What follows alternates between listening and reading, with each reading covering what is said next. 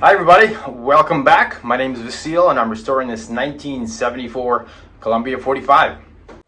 This here is the boat currently sitting in the Coronado Bay. In this episode, honestly I have no idea about this episode. I was supposed to be on my maiden voyage this weekend, but that is not happening. That is unfortunately not happening. One of these days, I'm really going to get a chance to take this boat out. The reason it's not happening is, number one, I have a malfunction with my engine. I'm not sure where it is right now. It could be the power supply to the battery, or it could be that my starter went out. So it's Friday, and episode's supposed to drop on Sunday, and I don't have an episode. And part of the reason is I was so upset about the fact that I'm not going out on the boat this weekend. Literally, I'm going to be on the boat, but I'm not taking the boat out for a cruise. And it really got me down because I've been thinking about this for many months now, finally taking that maiden voyage, and it's not happening. So I got to get it together. I got to deliver for you guys. So I'm going to go ahead and get a jump on putting that battery back on the motor, see if it kicks over. If it doesn't, it's raining outside. I'm going to find something else to do. Here we are. It's a dreary San Diego day, turning to evening. It's raining, and it's been raining a lot in the last couple of weeks, but here's what's going on. I have the cowl off the engine. I have the battery hooked up. The battery is at 13.2 volts, and there's the motor. So again, the forward controls have been relocated here. So if we go ahead and try to start it, literally nothing is happening. So that's not good. I got to figure out what the deal is. Basically, if it's not the cabling, then I got to test the starter and see what the situation with that is. And this is a bad time to have the cowling off the motor for these waves that are coming by, because that could be submerged once again. Since I didn't get a response from this engine, I hear clicking. That's one thing I do hear. So I got to check the solenoid first, the starter solenoid. That could have went out. Again, it was submerged in salt water, so electronics do degrade after exposure to salt water. So since this thing is providing some sort of power due to that clicking, I'm going to put the cowl back on and move on. Today's going to be about something else. Guys, here's what I'm thinking. So this part of the boat, this is where I sleep, is probably not going to be touched for a little bit, because again, it doesn't make sense to make modifications everywhere in the boat. I can work on the front while this is my sleeping quarters. And that being the case, in preparations for moving on here full time, I do need a place for my clothes. And right here happens to be a very convenient place for my clothes, aka the closet. This closet is quite big, as some of you may have seen. It is enormous actually for a boat, so plenty of room for all of my stuff. However, just like everything else, it's full of junk. So this is what's going to happen. I'm going to get rid of all of these wires and everything else that's in here and start cleaning this area up. I had brought this large military duffel bag, so this actually has carry handles and should be able to support a bunch of weight, which is why I brought it, because in case I had to hump something out that trash bags just wouldn't suffice in. And I'm just going to start stuffing these wires in there, because these will rip right through trash bags. Again, the ends are kind of sharp, so they do tend to put holes in trash bags, but this should be pretty excellent. So let's start the stuffing process. Unfortunately, these doors will not come out. So they have a slider system that is built in. So I'm guessing they put the doors in and then put the end stops on either side. And these, as much as I want to demolish them, I will keep in place for now and just work around them. I guess this is really where it gets to be about entertainment. This is how do you make an episode entertaining about pulling wires out of a closet? I don't know. You tell me. Well, basically how this started is all the wires that I found on the boat ended up in this closet, because I try to organize things relative to what they were. So all the wood went with other wood, all the wires went with other wires, and now I gotta pull them out of my closet. I'll show you guys the stuff that I'm pulling out as I'm pulling it out. So box number one is full of wires, and as you guessed it's got a whole lot of extension cords. This guy freaking loved wiring stuff with extension cords. Terrible idea. Terrible idea, but I sure done did it. So there's a lot of extension cords in here. Basically gonna stuff it until it's too heavy for me to carry. That's how this is gonna work. It's just gonna get stuff all up inside it. If any of my electrical geniuses know what this is that are watching, please enlighten me. It looks like a capacitor and another electrical component that's just hooked up to a electrical outlet. What this could be used for, I don't know. This poor boat, look at that. That sucks. This right here is where I get conflicted, because this is a 1/0 gauge marine wire, about a foot worth of wire.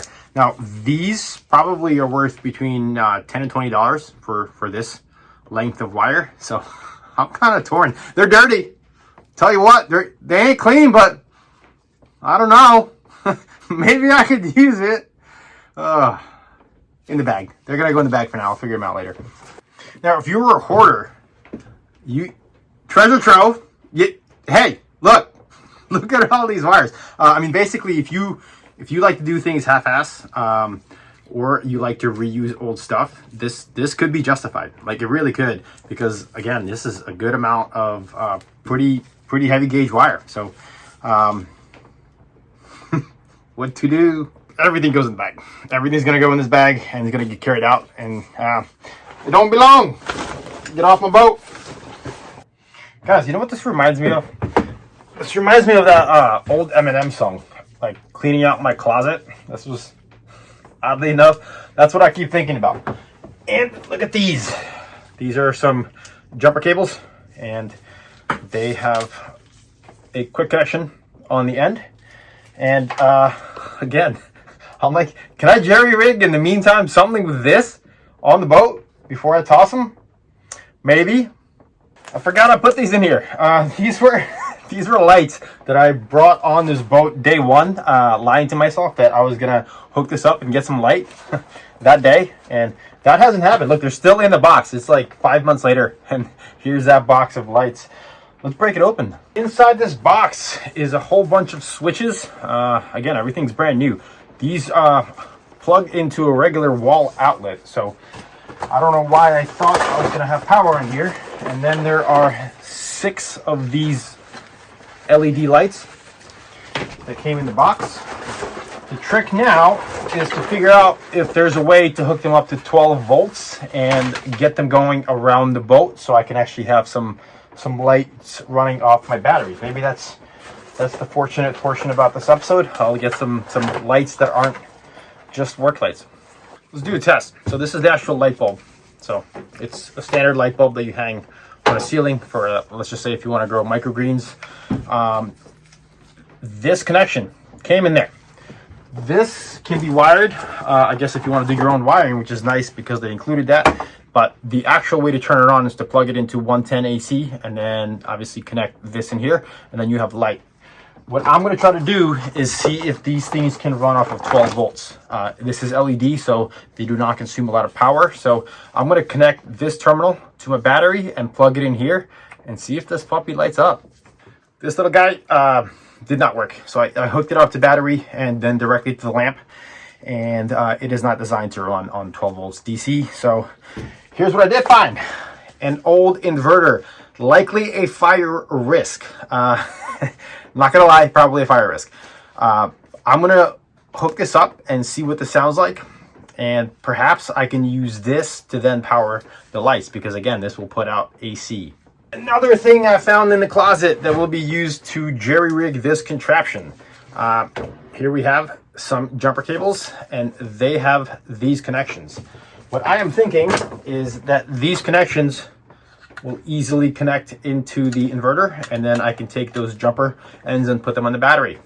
Fire extinguisher in hand, just in case. I've learned from my previous mistakes is always be ready. And I have this hooked up to power, and it's run to battery. Here we go.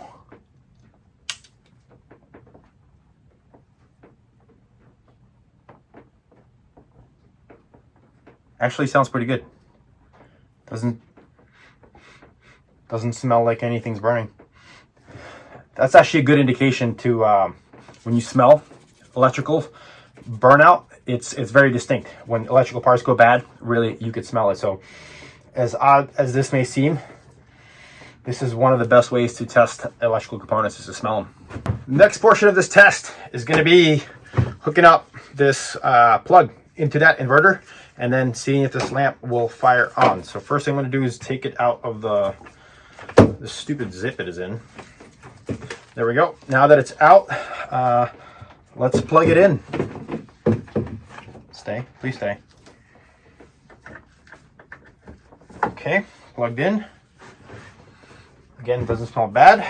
And then, voila! Look at that! And this is really freaking bright. These are really bright, and the reason I got them is with the intention to work on this boat, because I know how bright they are, and each one of these only consumes 5 watts of energy. So in an environment where electricity is not overly abundant and is hard to come by, these are fantastic. Once again, so 6 of them together is 30 watts of power, which is nothing. Absolutely nothing in terms of power consumption, as long as it has an inverter that's working. I after seeing this inverter, it really makes me want to go out and get at least a 300 watt inverter, which is what this is, because it doesn't drain the batteries all that much. The inverter I had on here earlier was a 3000 watt inverter, and every time you turn it on, basically you just watch the voltage on the battery drop consistently, because it is drawing a lot of power just operationally. So I got to put that on my list so I can hang these lights up using my batteries. I'm actually gonna just literally just shove it in the closet. I don't need it to basically be attached right now, because it's not gonna go anywhere. It's basically gonna sit up there, and now I have light in the closet, so I can work so much easier. This is so much better. At nighttime, like, look at how much light this one thing puts off. This one 5 watt light puts off all of this. It's so bright. Now we can commence pulling stuff out of the closet. Again, perfect example of how this boat was wired. Look at this. This is just what appears to be an extension cord going into this, and then just plugged in like that. It's just hanging. It's just literally was in the bottom of the closet. So and then it was attached to a lamp. Great. But wait, it gets better. So I basically pulled this portion out of the closet first, and I didn't get to the end. When I got to the end, guess what? It's an extension cord. So basically you would plug this into the wall, and it would run to this box, which is an extension cord, and then that lights up your lamp. Yeah, seriously. Then there's this guy. It's a giant extension cord. I'm guessing this was for 220, 240. This actually might be in good shape. It looks pretty new, but guess what? For now, it's gonna go in the bag and then figure it out later. This is actually a good find. A extension cord where the leads aren't that messed up. Like, there, for what else has been on this boat, like, this is good condition. Very surprising. This must have been relatively new before this boat was neglected. Interesting. Might actually keep these just temporarily, because a good set of jumper cables in this stage where I'm just jerry rigging things together is kind of useful.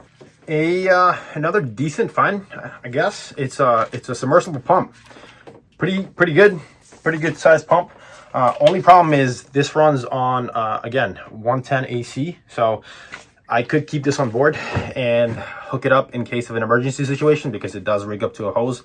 So this could be dropped in the bilge to pump out water. However, I do have trust issues when it comes to electrical things on this boat. I think everything like this has to be tested, and for what this would provide, again, tough. It needs to be tested. This got messy real quick. Basically, you guys saw what this looked like at the beginning. This is how boat projects are. They just accumulate on you, and you're trying to figure things out, pack things in, throw things out. And this is coming along. So I got a lot of stuff out. What's left is all of these wires. So I'm going to see how many of these wires I can figure out tonight. Some of them are pretty simple. So it's this interface for the autopilot, and then these guys are just coming out on the other side, so I'm gonna get a jump on pulling these wires. So yeah, see, this is just a loose end, so just gotta, yep, pull this one through. There we go. And it was just one long dirty crappy wire. Yep. This is too funny. I gotta show you guys. So look at this, right? So what do we have? We have an outlet with a plug in it. Okay, we're gonna follow the wire. Let's follow this wire. It comes out of the wall, comes around, and oh my God, what the fuck? Seriously, what is going on here? Thought about this. Here's the other hilarious part about this. So if we take a look at this hole, right? This is where that outlet went to. Think about this. So he had to visualize this going through that hole. So he specifically drilled a hole that large just so he can fit a socket into it. And that's what ended up going through the fiberglass. Wow. Guys, up next is that yellow-ish, whatever color that is, wire. So check it out. It's going right there. It's bundled up. Then it follows along, comes up here, curves around, and then goes in this box. Then we have some connections, and then that goes somewhere else inside of the boat. But on top of that is connected this plug. Again, I don't know where this is going yet. It looks like it's just disconnected. And then there is an on-off switch. Since this boat has no power, and I know I'm not going to get zapped, there's no battery source anywhere, this is the first thing that's going to get disconnected. That's going to allow me to disconnect whatever's going inside the boat, and then hopefully run through all of these wires, separate them, and then run this yellowish wire back around and through that hole. We got tangled over here. So basically that wire is being held in by this, which is the power to the autopilot system. It comes around this wall and then merges what looks like with a white wire, and then goes into this panel in the back. So I got to disconnect that first, and then I can pull the rest of that wire out. This wire is starting to get bunched up, so it's got a little bit left to go in here. And here's what I got to do. I got to go and move everything off my bed first, number one, and then climb through that little hole, that little door back there, because that's where that wire is going. I think back there was a 220, 240, 480 panel. I don't know how or why he wired that up, but it looked like it was damaged. At some point I will show you guys that, but in the meantime, let's feed this wire all the way to the rear of the boat. Make my life a little easier and get rid of some of the standing lights, which were taking up a tremendous amount of space over here. I just hooked up another one of these lights. So I got 4 more, and one's in the closet doing a phenomenal job lighting the way, and then the other one's going to be over here while I tug this wire through back there. It's inside this door, so let's bring this light in here so we can see. And this is what this place looks like from the back. So we have this wire. That's the one that's running through the rear and comes around, and the one I've been pulling out of the closet. So it's connected to this switch, which goes over to this panel that I was talking about. That is 220, 240, and I believe 480. I'm not sure what he had wired in there. And right there, something burned out pretty heavily, and it's leaking. This latch is leaking because it's old and the hinges got busted, so that's where a lot of the bilge water is also coming from, running underneath from here. It's going to be pull this wire from this side. I know it's short and I could disconnect it here, but this wire is filthy and I don't want to get my bed dirty, so I'm just going to pull it out through this side and leave it in this compartment, because this compartment is also filthy. That's where 2 filthy things are gonna go. We are making some progress in here. A lot less wires. So now I'm going to disconnect the autopilot control system. So that's the wiring, and that's the radar for it, or I'm sorry, the compass. And then over here is, I think, the old battery charger. So let's pull it out, and we don't have much left after that. Then I'm going to vacuum, and this closet's actually going to look like a boat closet. Show you guys the progress. Most of the wires have been moved out. I took out that controller for the autopilot, and then there are some wires left in here. The vast majority of them run somewhere inside the boat, so that's gonna have to be for a different time. And I vacuumed out the bottom. This wood appears to be rotten, so if we look over here, there's some early signs of rot. It's very wet, and then the fiberglass that actually holds it together is coming apart. So this whole seam is terrible. I'll show you how bad it is on this side. So if we take a look over here, you can see that it's actually separating from the wood, and that seam has failed. So this does need to be come out to be redone. But we did make progress. So guys, thank you so much for watching. It's kind of a weird episode, I know, but thank you so much.